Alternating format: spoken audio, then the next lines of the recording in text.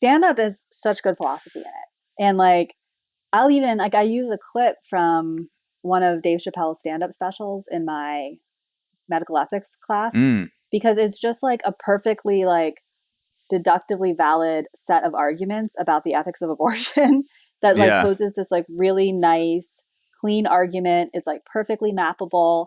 And the way that he delivers it, it's just in a philosophically valid format where it's like so helpful to get on the table for students. And the argument is like, if you believe that women have bodily rights that give them a right to have an abortion, which is the paper that we're reading, Judy Thompson's paper on abortion for that day. Great. Like, he's like, I accept all of that. But I will say that if you believe that, the man should not have to pay child support.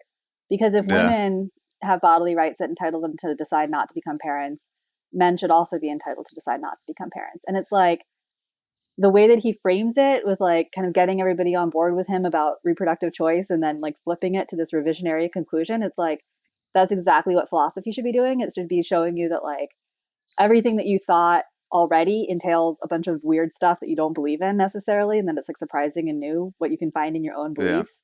And he draws it out in like 3 minutes. It's like very well done philosophically. Yeah. That's Sticks and Stones, right? I think from I don't remember which one it is. Sticks and Stones special. Yeah, it's one of the Netflix specials. Yeah, it was. I remember that moment when I heard the joke for the first time, and if I'm remembering correctly, he gives the abortion argument first, and why abortion should be a valid healthcare option. Right. We should have open, free, legal abortion. And then all the women in the crowd start cheering. But because I know Dave Chappelle so well, I'm like, this can't. Like, he wouldn't say a joke for a cheer. And then he does that thing where he'll just like, I think in that special, he was using a Juul. Like, he's gone back and forth between cigarettes and Juul. So he just takes like a massive rip of the Juul. And he's just like, but, and then he goes in. He's so good at holding that silence. And then he just flips the entire argument on its head. Not flip it on its head. That's the wrong way. But like, he goes into an angle that is sort of an antidote to the applause, where he's like, oh yeah, that's where he was going with the laugh, and both sides of the joke are valid. Yeah, and like Bertrand Russell is this like old, like 100 years ago philosopher, and he was like, the point of philosophy is to take something that everyone thought was obvious and to show that entails something that nobody thinks could be true. And it's like, that's just such a good example of it, where it's like all of the premises that you have, if you took them really seriously, would have really surprising conclusions. So you have to like think a little bit more about what your own beliefs are. And I just think that's like kind of the genius of a lot of stand-up comedy, is that they can do that. Yeah.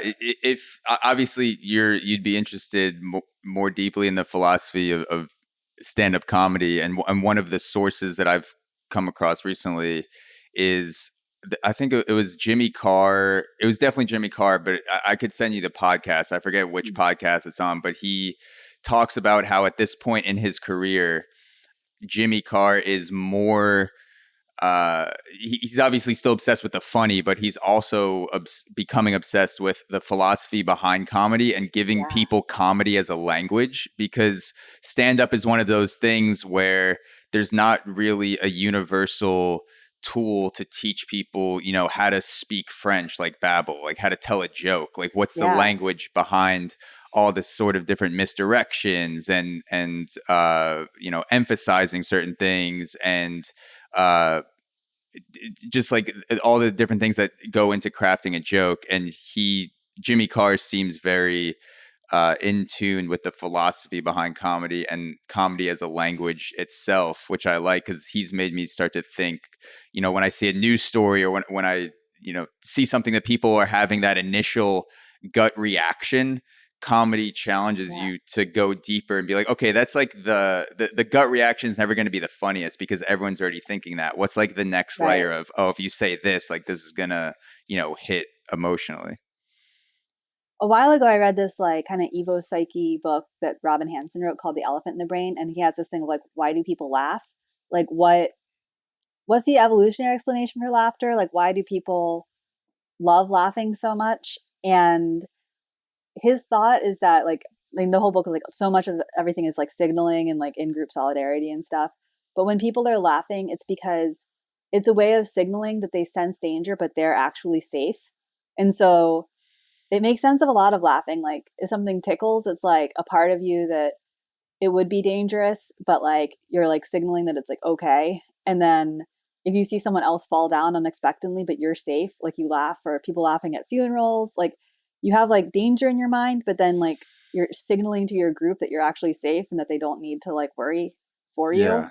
And like I think that's kind of how comedy works too, that it's like a kind of safe way of experiencing dangerous ideas, and hopefully philosophy is that too. But Yeah. I think that's interesting to think of, like, what is it that we enjoy about laughing in that